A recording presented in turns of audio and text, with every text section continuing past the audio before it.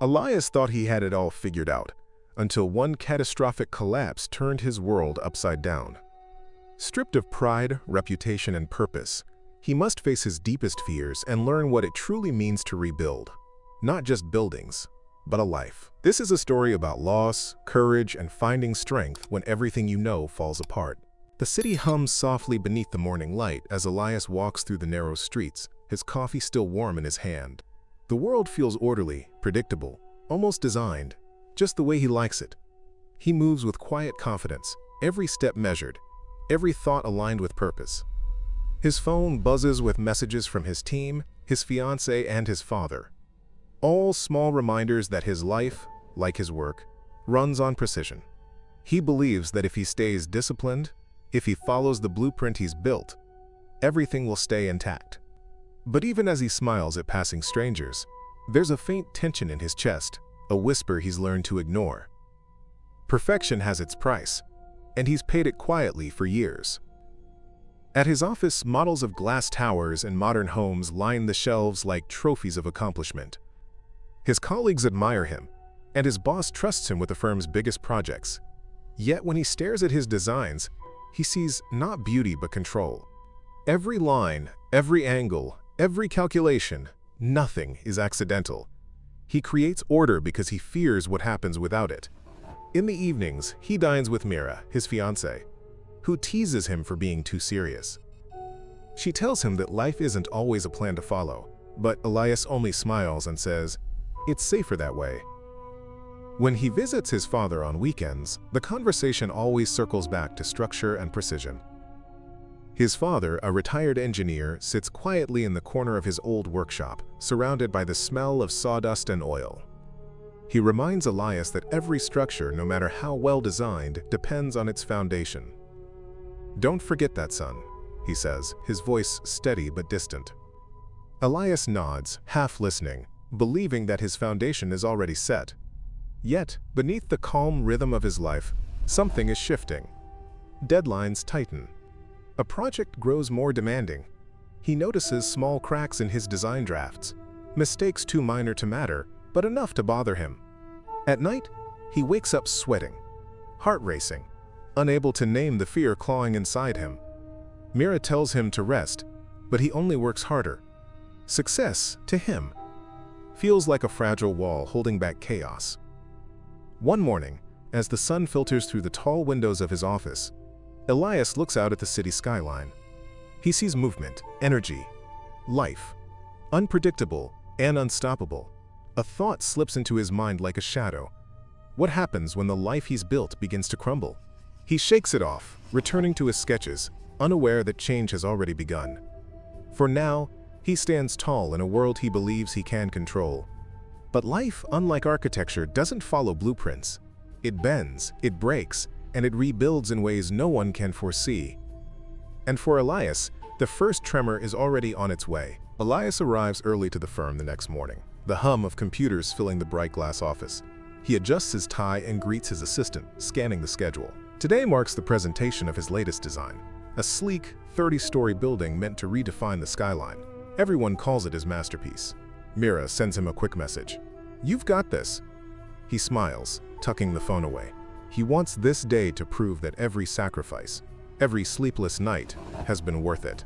He walks into the conference room, where models and digital projections shine under the white lights. The board members nod approvingly as Elias speaks. He outlines every detail, his voice calm, his posture steady. When the meeting ends, applause follows. He feels that familiar surge of pride and relief. For a moment, he believes he's untouchable. Later, he visits the construction site. The skeleton of the building rises against the sky, wrapped in steel and promise. Workers call out to him, some joking about how their architect looks too clean to belong on site. He laughs politely, though he keeps his distance. As he inspects the structure, his father's words echo in his mind.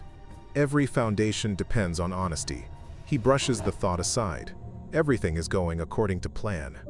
That night, Elias and Mira celebrate over dinner. She talks about the wedding, about colors and venues, while he stares at the candlelight, thinking about deadlines and reports. "You're not listening," she says softly, half smiling. "I am," he replies. though his mind is already elsewhere. The distance between them feels small but growing. She looks at him with quiet concern. "You can't live your whole life afraid of what might go wrong," she says. Elias forces a smile. "That's exactly how I keep things right." Days turn into weeks, and the project moves forward. Elias works late, pushing himself and his team to the edge. Small issues arise: delays, material substitutions, contractor complaints, but he handles them all with precision. Still, something feels off. One evening, as he reviews the structural plans, he notices a discrepancy in the supplier documents. It's minor, easily fixed, but it nags at him. He writes a note to follow up in the morning. As he closes his laptop, the city lights flicker through the window. The skyline he helped shape glows against the night, beautiful and fragile. He tells himself everything will hold, that nothing will collapse under pressure. He believes it because he has to. He doesn't know it yet, but the cracks are already forming. Just not in the walls he built, but in the life he's built around them. The day starts like any other. The air is heavy with heat as Elias stands before the tall structure rising above the skyline. Workers move briskly, steel groaning as machines lift beams into place. His name is printed on the safety banners hanging from the fences, a quiet symbol of pride. The project is nearly complete. He watches the site with cautious satisfaction, unaware that in a few moments everything he has built will come crashing down. A shout breaks through the noise, sharp, panicked. Then a sound like thunder cracks the air. Metal bends, concrete fractures, and screams fill the chaos. The structure sways once, then collapses in a deafening roar. Dust and debris surge upward, swallowing the light. Elias stumbles backward, frozen as the world he designed implodes before his eyes.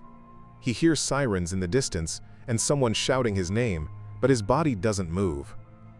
His blueprint, his masterpiece, has turned into rubble and ruin. Hours later, he sits on the curb, face streaked with dust. His hands shake as rescue teams swarm around him. A medic asks if he's injured. He shakes his head numbly, whispering that he designed it.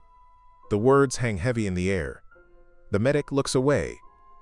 Reporters gather near the barricade. Cameras flashing, questions cutting through the chaos. Were you responsible for the collapse? Was it design failure? He can't answer. His voice won't come out.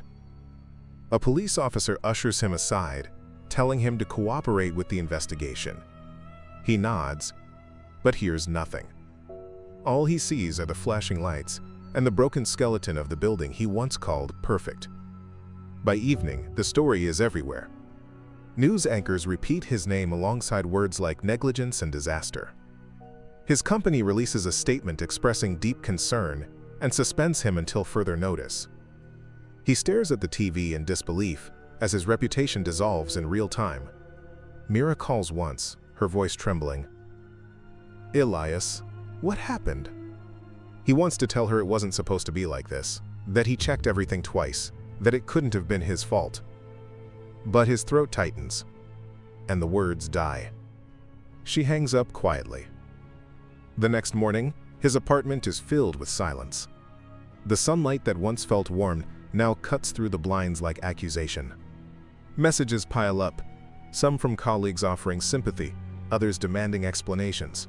He deletes them all. When his father calls, he doesn't answer.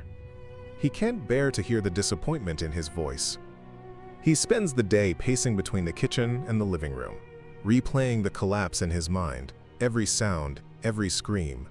He wonders if he could have stopped it. In the following days, the media frenzy intensifies. His face appears on magazine covers and online articles, each headline more brutal than the last. Protesters gather outside his firm's headquarters, holding signs that read "Architect of Failure." His boss calls to inform him that the company has officially placed him on indefinite leave. The line goes silent for a long time before Elias mutters, "I understand." When the call ends, he sits alone, surrounded by framed photos of his past achievements. Each one feels like a lie.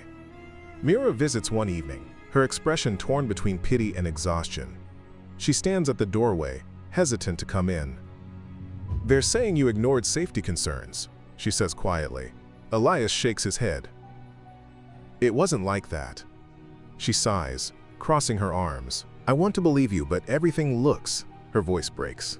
"It looks bad, Elias. People were hurt." He nods, eyes down. "I know." Silence stretches between them until she finally whispers, "Maybe we should take a break." He doesn't argue. When she leaves, he closes the door softly and leans against it, feeling the emptiness press against him.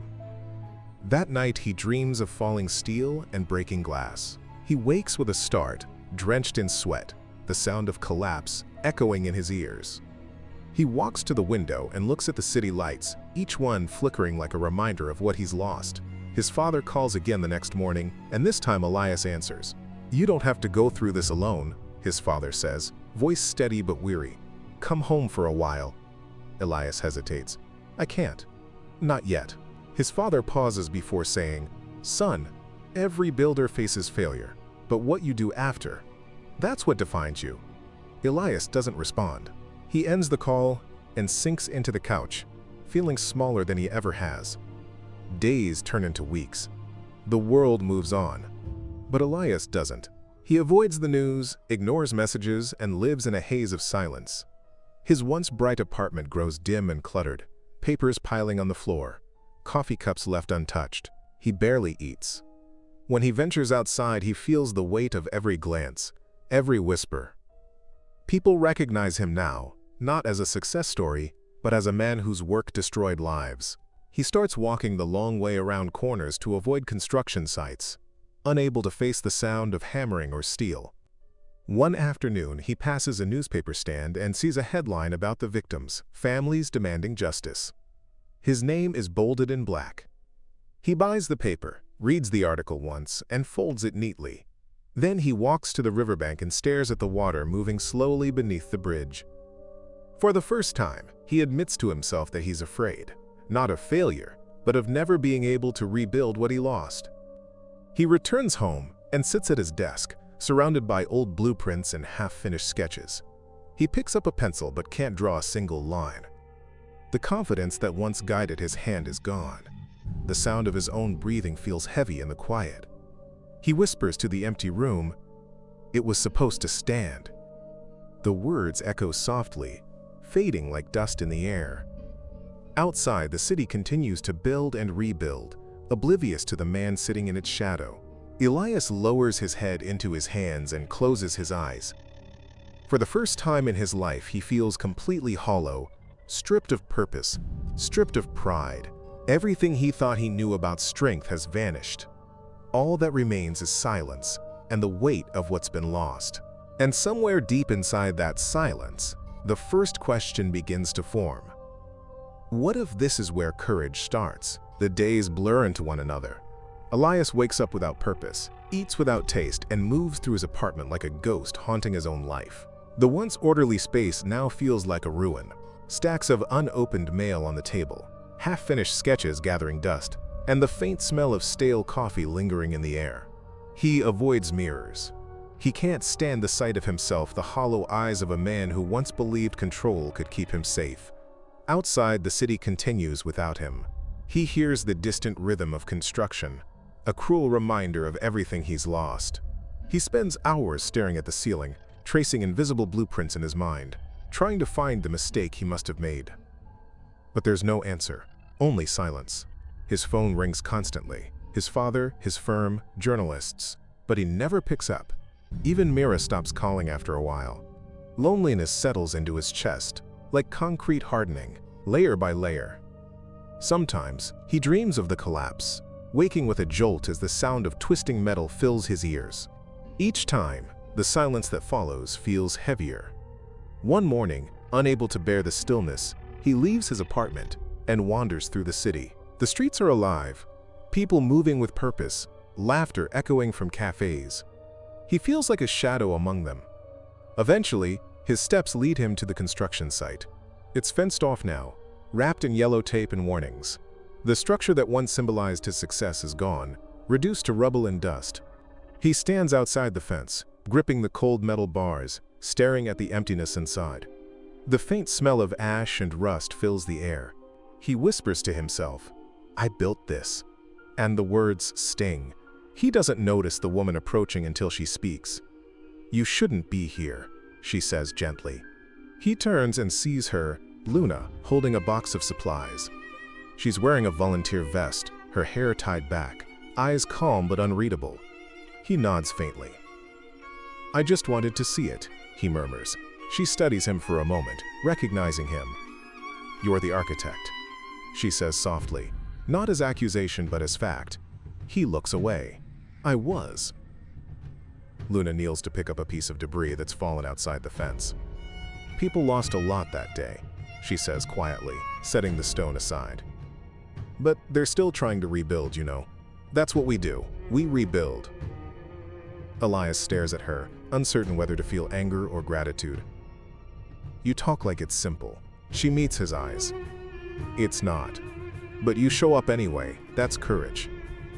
Her words linger long after she leaves, echoing through the hollow space of his thoughts. The next few days, Elias finds himself returning to the site.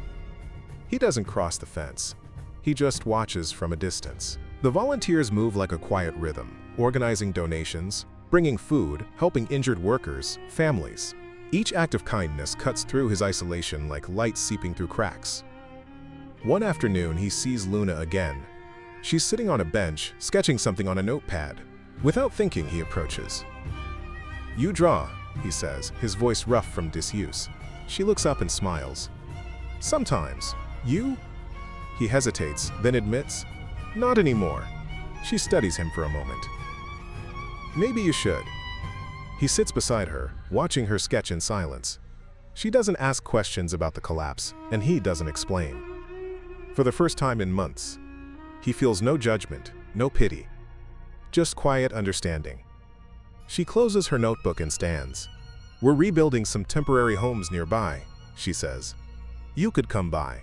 We need hands." He shakes his head. "I'm not ready."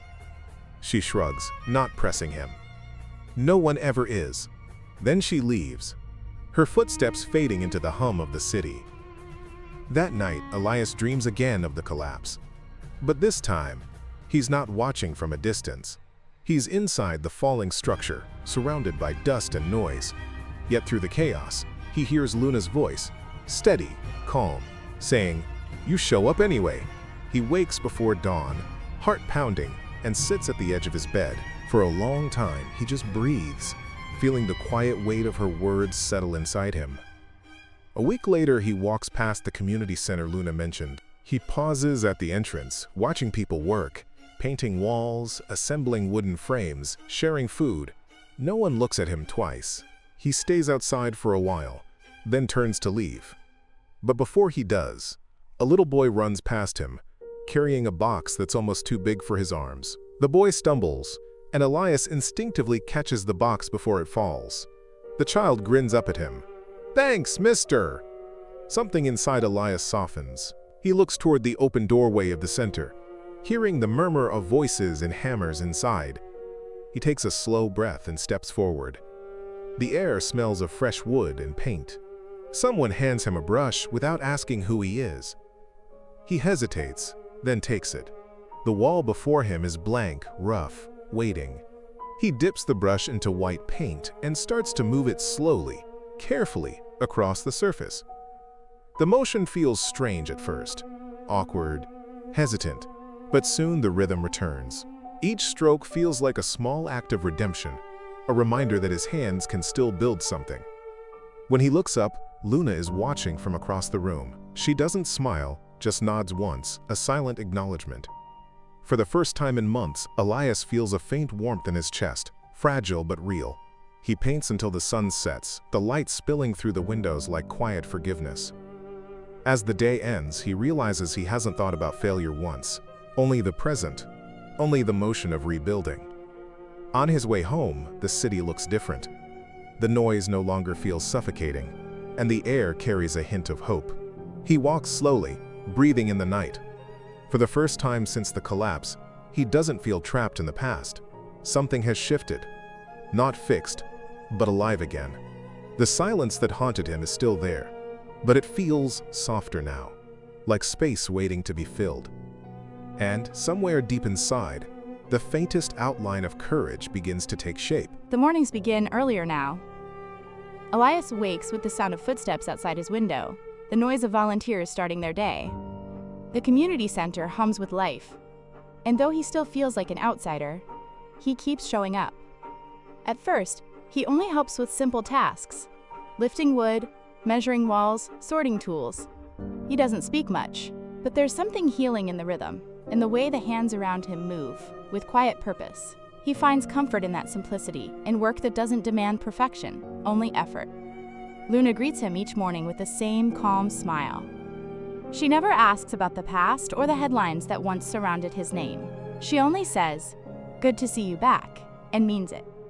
Her kindness unsettles him at first. It feels undeserved. Yet every day, she treats him like he belongs, and that feeling begins to rebuild something small inside him. One afternoon, while reviewing a stack of sketches for a new shelter design, he feels someone watching.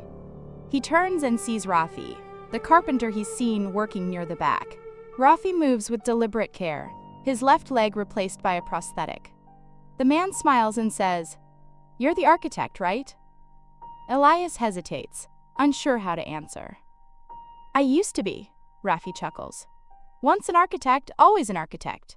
You can't unlearn how to build." They work side by side for the rest of the day. Rafi hums quietly as he saws through planks, his movements steady and unbothered. At one point, Elias asks softly, "Were you there when it happened?" Rafi pauses but doesn't look up. "Yeah, lost my leg, but not my will." His voice is calm, almost casual. "You can't blame yourself forever.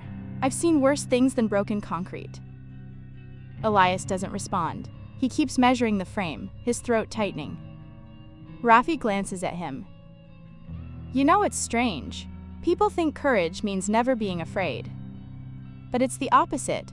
Fear's the reason we move. Without it, we'd just stand still." That night, Elias can't sleep. Rafi's words circle in his head. He sits by the window, staring at the city lights. For the first time, he wonders if his fear, the one that's chased him since the collapse, could be the thing that pushes him forward instead of holding him back. He opens his sketchbook for the first time in months. His hand trembles as he draws, the pencil scratching softly against paper. The lines aren't perfect, but they feel alive. He sketches the outline of a small home, simple, strong, unpolished. Something built not for beauty, but for safety, for people. When he finishes, the sun is rising. He looks at the drawing and exhales, realizing he hasn't thought about failure once. The next day, he brings the sketch to Luna. "It's nothing," he says quickly, embarrassed. She studies it quietly, her eyes softening. "It's something," she replies. "You should show it to the team." He shakes his head. "It's not ready." She smiles faintly. "Neither are you. That's not stopping you, is it?" He doesn't answer, but her words stay with him. Later, he leaves the sketch on the project table. By the next morning, it's covered in notes and suggestions from other volunteers. Someone even tacked it to the wall with the label, "Community Housing Plan." Elias stands before it, stunned. For the first time, his work isn't tied to his name or reputation. It belongs to everyone. Days turn into weeks, and the project takes form. Elias learns to work with his hands again, cutting, lifting, drawing, revising. Rafi becomes both mentor and friend, teaching him to embrace imperfection. "Every beam bends a little," Rafi says one afternoon, tightening a bolt. "That's how you know it's real. Nothing that stands forever was ever flawless." Elias laughs quietly, something he hasn't done in months. "You sound like an architect," Rafi grins. "No, just a man who's fallen enough times to learn what balance feels like." Their friendship grows through shared silence and work. Sometimes they talk about life before the collapse, about the things they loved and lost. Rafi speaks of his daughter, who still draws him cards with stick figures and hearts. Elias listens, realizing how much he's been avoiding the world. One evening after the volunteers leave, Rafi says, "You know, I forgave you a long time ago." Elias looks up sharply. "Forgave me?" Rafi nods. "You didn't pour the concrete. You didn't lie about the materials. But you still carry it, like it was all your fault. Let it go, man. The world already did. Elias doesn't know how to respond. The words hit deeper than he expects. When he gets home, he sits at his desk and opens the old folder from his firm, the one with the original blueprints of the collapsed building. He studies them slowly, tracing every line, every note. For the first time, he sees not just the structure, but himself in it. The need for control, the fear of imperfection, the obsession with getting it right. He realizes the building fell because he built it to be perfect, not forgiving. And maybe that was always the flaw. The next morning, he brings the folder to the site. He tells Luna and Rafi that he wants to redesign the new shelters to be stronger, simpler, easier to repair. If they fall, he says, people should be able to rebuild them themselves. Luna nods approvingly. That's the point, isn't it? To make something that doesn't need you. Elias smiles faintly. Exactly. As the days pass, the small shelters rise one by one. Children run through half-built doorways, their laughter filling the dusty air. Elias feels a quiet joy watching them. The man who once built for recognition now builds for purpose. When the last wall is painted, he steps back, covered in sweat and dirt, and feels something he hasn't felt in a long time: peace. That evening, as the sun sinks behind the unfinished rooftops, Rafi sits beside him, sipping water from a tin cup. "You look lighter," he says. Elias nods. "I think I'm learning how to breathe again," Rafi chuckles. "Good. Just don't stop." Elias looks out at the glowing sky. "I won't." He glances at his hands, rough and blistered, but steady. The fear hasn't vanished. It's simply changed shape. It no longer feels like a wall holding him back, but a reminder that he's still alive. And as he watches the families move into the homes they built together, he realizes that courage isn't about being unbroken. It's about showing up with your cracks and choosing to build anyway. The first signs of progress come quietly. Elias stands before the nearly finished shelter, its walls smooth and sturdy beneath his hands. Children play nearby, their laughter echoing through the open lot, and he catches himself smiling without realizing it. The same hands that once trembled now hold tools with certainty. His sketches have become walls, beams, and doors. The community has started calling it the Rebuild Project, and while he still feels undeserving of praise, something inside him has begun to ease. The work, the people, the rhythm of building. All of it has softened the noise in his mind. One afternoon, the mayor's car pulls up to the site, a sleek contrast against the dirt road. A small crowd gathers. Luna whispers, "They're coming to see what we've done." Elias steps back, wiping sweat from his brow. He doesn't want the attention. But when the mayor approaches, he's unexpectedly warm. "I've heard about your project," he says. "It's impressive. We could use more people like you, Mr. Cruz." The words sting and soothe at the same time. Elias forces a polite smile. "It's not just me. Everyone here built this." The mayor nods but continues. "Still, it's your vision that started it." After the visit, Luna finds him staring at the structure long after everyone's gone. "You hate compliments, don't you?" she teases lightly. He shakes his head. "I just don't trust them. They used to mean pressure. Expectations." She studies him quietly. "Then maybe now they can mean gratitude." He doesn't respond, but her words stay with him. For the first time, he wonders if recognition doesn't have to be a curse. If it can be a reminder that he's still capable of doing something good. Days later, a small article about the project appears online. The headline reads, "Disgraced architect helps rebuild hope." Elias stares at the words on his phone, feeling the strange pull of old memories. The comment section is divided. Some people applaud him. Others call him a fraud, a man trying to wash away guilt with charity. He reads until the words blur, then locks the screen. He tells himself it doesn't matter, but deep down it hurts to see the past dragging itself into his present. That night, he doesn't sleep. The next morning, Luna notices the heaviness in his eyes. "You saw the article?" she says quietly. He nods. "They're not wrong. I made mistakes. People got hurt. Luna crosses her arms, her voice steady. You made a choice to do better. That matters more. Elias shakes his head. Not to them. She steps closer. Then stop living for them. The world doesn't get to decide when you've earned forgiveness. You do. Her voice is soft but firm. And you already started. Rafi joins them later, grinning as he tosses Elias a bottle of water. You think too much. When I lost my leg, people said I'd never work again. You know what I did? I stopped trying to prove them wrong. I just lived. That's all you can do. Elias laughs quietly. You make it sound simple. Rafi shrugs. It is. Complicated's what broke you in the first place. The weeks roll on, and the project nears completion. The community begins planning a small ceremony to mark the handover of the new homes.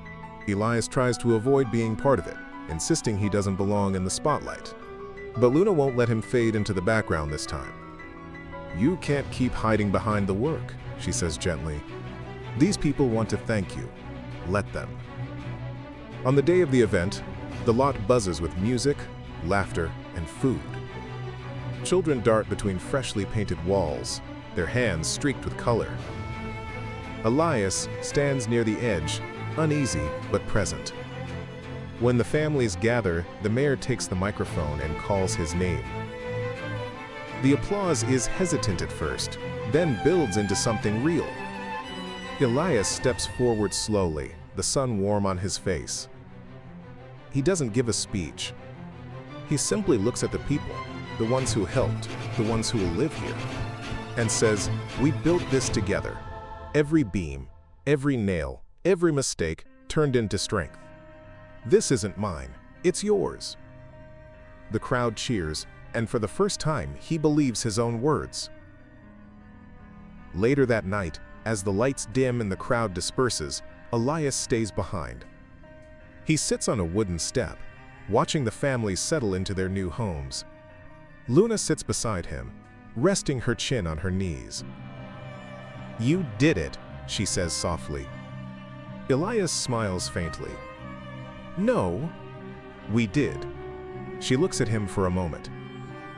Do you still think courage is about facing fear? He thinks before answering. No. I think it's about accepting that fear never leaves, but choosing to move anyway. She nods, her expression warm. Then you found it. He glances at the homes, the laughter echoing through the night. The guilt hasn't disappeared completely, but it no longer owns him. It's become something else, something that drives him, not defines him. He stands, taking a deep breath. Tomorrow we start on the next site, he says. Luna laughs. You never stop, do you? He smiles. Not anymore. As the night settles around them, Elias walks home under the quiet glow of streetlights. The air feels lighter, the path clearer. He doesn't know what waits ahead, but for once, that uncertainty doesn't scare him. It feels like freedom, raw, imperfect, and real. Rain pours over the city again, steady and unrelenting. Elias stands by the window of his small apartment, watching the drops trace down the glass like slow-moving veins. The celebration is over, and the lot that once buzzed with noise now lies quiet. He should feel proud, maybe even relieved. But instead, a strange emptiness lingers, a silence that sits heavy in his chest. The project is finished, yet he feels as though something inside him is still unfinished. The applause has faded, the articles have stopped, and what remains is just him, alone with his thoughts. He spends his days visiting the shelters, checking on repairs, helping with small fixes. The families welcome him warmly, offering food and laughter. Yet, when he walks home, the quiet returns. He wonders if he's been building to fill the silence rather than to heal it. One afternoon, as he's sketching plans for a new community space, his phone buzzes. It's a call from his former firm, his old boss. For a moment, he hesitates to answer. Then curiosity wins. Elias, the voice says, polite but formal. I heard about what you've been doing. The city wants to commission a new housing project. They're asking if you'd be interested in consulting. Elias's hand tightens around the phone. Why me? He asks quietly. Because you understand failure, the voice replies. And now you understand people. That night he walks through the nearly empty streets, lost in thought. The offer feels like a doorway back to the life he left behind, but also to the pain that came with it. The temptation of redemption through success is sharp. He imagines standing before blueprints again, in air-conditioned rooms with sharp suits and sterile lights. Then he remembers Rafi's rough laughter, Luna's gentle wisdom, and the warmth of hands that build because they must, not because they're told to. He visits the old building site, the one that collapsed. It's fenced off now, covered in vines and silence. He stands before the ruins, the memories still raw. His chest tightens, but this time, he doesn't look away. He steps closer, rain soaking through his shirt. He runs his fingers over the rusted steel jutting from the ground, the remains of something he once thought would stand forever. For years, this place haunted him. But now, it feels less like a grave and more like a lesson. He whispers to the wind, "You taught me everything I was too proud to learn."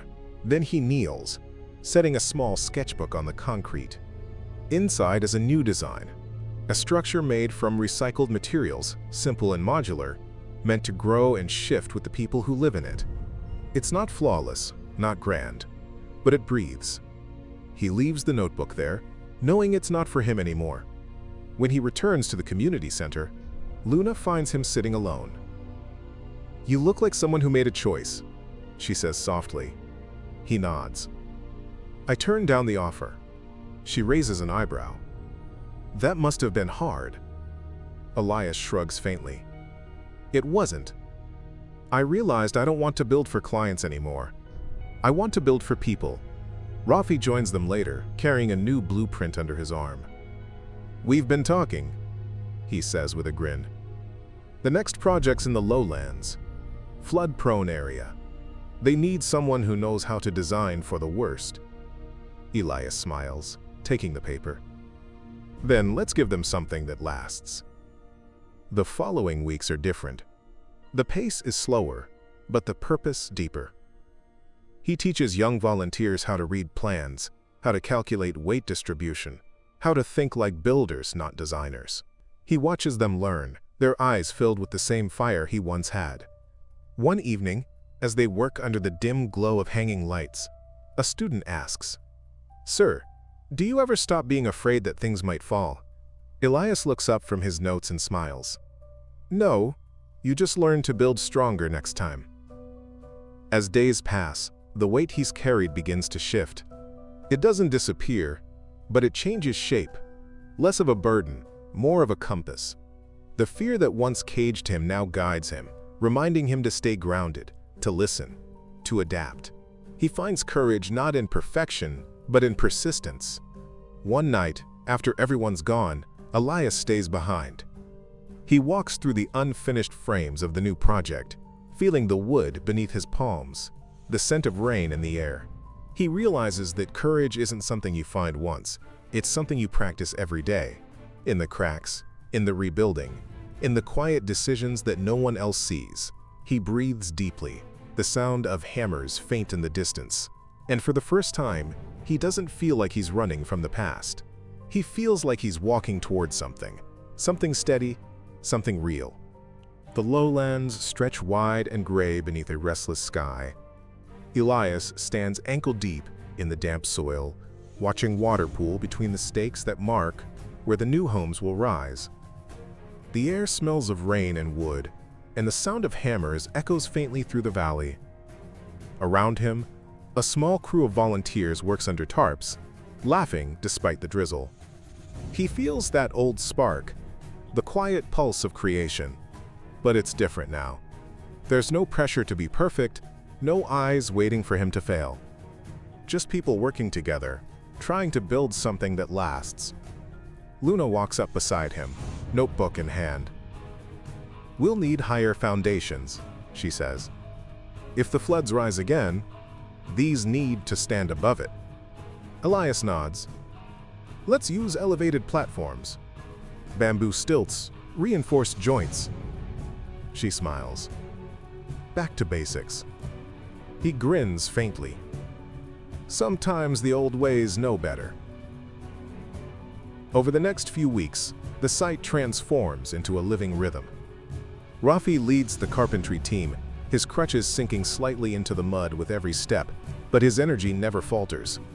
The volunteers follow his lead, their laughter cutting through the steady hum of rain.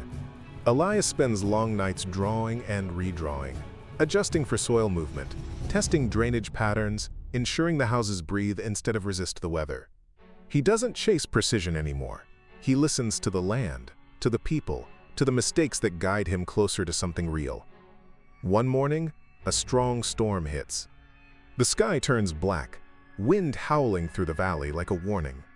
The volunteers rush to secure tools and cover the frames, shouting over the roar. Elias helps fasten the tarps, water dripping down his face, hands raw and trembling.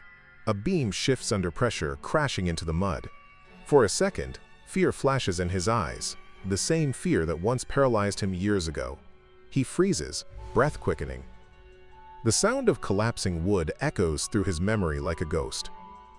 Then he hears Rafi's voice shout through the wind, "We can fix it! Move!" Elias snaps back to motion. Together, they brace the structure, hands gripping slick wood, bodies straining against the storm. When it's finally tied down, everyone stands breathless, soaked to the bone. The damage isn't much, but the fear lingers like smoke. Rafi pats his shoulder. Still standing, that's all that matters. Elias nods, chest heaving. Still standing. The next morning, the storm clears, leaving the valley bathed in soft sunlight. The group walks the site, inspecting the damage. One of the younger volunteers, a boy no older than 20, looks discouraged. "We worked so hard, and one storm nearly ruined it," he mutters. Elias turns to him. "That's how you know it's worth building. If it can break, it can be rebuilt stronger." The boy frowns. "Doesn't that ever get tiring?" Elias smiles faintly. "Only if you forget why you're doing it." They rebuild what the storm took, faster and wiser this time. The bamboo stilts are reinforced, the joints tighter, the foundations deeper. The community joins in, bringing food, singing while they work. It's no longer just a project. It's a shared act of hope. Every nail driven, every board lifted, becomes a statement that failure doesn't end things, it renews them. Weeks later, the new homes stand tall and firm, their walls painted in soft earth tones that blend into the valley's green. During the handover, families walk barefoot through the newly raised floors, touching the beams with wonder. Elias watches from the edge, mud still on his boots, feeling an unfamiliar calm. The work is simple, but its meaning runs deep. These aren't just houses. They're proof that loss can lead to strength. As dusk falls, Luna sits beside him under a half-finished awning, her face lit by the orange glow of lanterns. "You know," she says quietly, "you've changed the way people here see rebuilding. They're not afraid anymore." Elias looks at her, the corners of his mouth lifting. "Neither am I." Rafi joins them with 2 mugs of hot coffee, handing one to Elias. "To another miracle built from mud," he says, raising his cup. Elias chuckles. "To the ones who kept showing up." They sit in silence for a while, watching the lights flicker across the new village. The laughter of children drifts through the night, mixing with the soft rustle of wind through bamboo. Later, as the others leave, Elias remains seated, gazing at the reflection of the shelters in the shallow water below. They look steady, grounded, alive. For years, he believed courage was about standing tall in the face of fear, but now he understands. It's about returning after you fall, again and again, until the act of rising becomes second nature. He closes his eyes, letting the wind dry the rain on his skin. The storm didn't break him this time. It reminded him why he builds. Months pass, and the village thrives. Children chase each other through the open spaces between houses, their laughter mingling with the hum of cicadas. Gardens bloom beside raised walkways, and the bamboo walls creak softly in the wind like old, contented voices. Elias walks through it all with quiet pride. The homes no longer feel like projects. They feel alive. Every detail carries a story, every imperfection a memory. He passes by a doorway, where a family has painted bright flowers across the panels. The mother smiles at him, saying, quote, "We never thought we'd have something this strong." Elias nods, his voice warm. It's not strength that built it, it's hope. Luna finds him sketching near the riverbank later that afternoon. She sits beside him, watching his pencil glide across the page. "You never stop drawing," she says. Elias smiles faintly. "It's different now. I draw because I want to, not because I have to."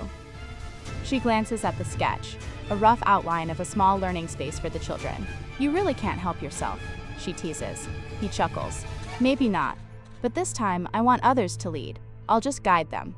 As the days turn to weeks, Elias begins training a group of young builders from nearby towns. They listen intently as he explains how to read blueprints, how to adapt materials, how to make structures that bend instead of break.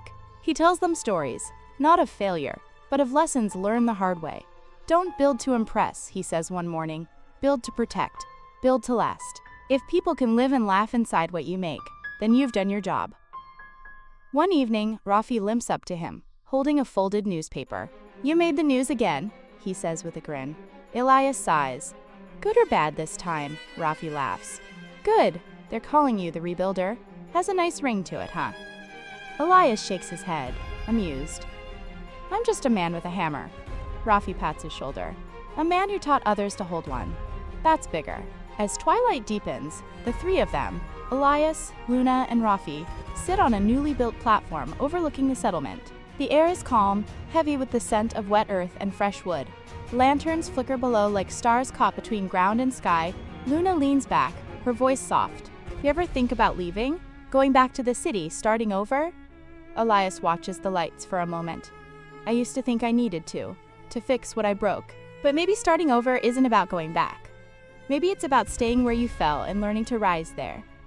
The night settles around them, gentle and forgiving. In the distance, a child's laughter echoes through the damp air, bright and unafraid. Elias closes his eyes, letting the sound sink in. The weight that once pressed against his chest feels lighter now. Still there, but different. Not a burden, but a reminder. The past hasn't disappeared. It's simply become part of his foundation. Before heading home, he looks once more at the small village, its roofs gleaming under the moonlight, its walls breathing in rhythm with the wind. He realizes that this is what courage truly looks like. Not loud or grand, but steady. A quiet persistence to keep building even when you're uncertain. To face each day knowing that things may fall again, and still, you choose to stand and rebuild. As he walks away, the sound of hammers continues faintly behind him, new hands shaping the future he once feared to touch. He smiles to himself, the mud soft beneath his feet, the night sky stretching endlessly above. For the first time in years, Elias doesn't think about what was lost. He thinks about what's still growing, and in that quiet, he finally understands that courage was never something he needed to find. It was something he'd been building all along. The sun rises slowly over the valley, casting a warm golden light across the village. Elias walks along the wooden pathways, listening to the quiet rhythm of life he helped create. Children run past, their laughter spilling into the morning air, and families tend to their gardens, humming as they work. The shelters stand firm, simple but alive, a testament not to perfection but to resilience. He pauses at the edge of the river, watching the reflection of the homes ripple gently across the water, and finally feels the weight he carried for so long lift, if only slightly. Luna joins him, carrying 2 mugs of coffee. They stand side by side in silence, letting the calm settle around them. "You've done more than rebuild houses," she says quietly. "You've rebuilt lives, yours included." Elias nods, staring at the village. "I thought courage was about never failing," he admits softly. "But it isn't. It's about standing up, again and again, even when everything seems lost." Rafi appears, leaning on his crutches, a tired but genuine smile on his face. "And you've taught the rest of us to do the same," he says. Elias smiles faintly, feeling a quiet warmth bloom in his chest. The past hasn't vanished, but it no longer defines him. He turns back to the village, the hum of life surrounding him. For the first time, he doesn't just survive the world, he belongs in it, building, learning, and moving forward with steady courage.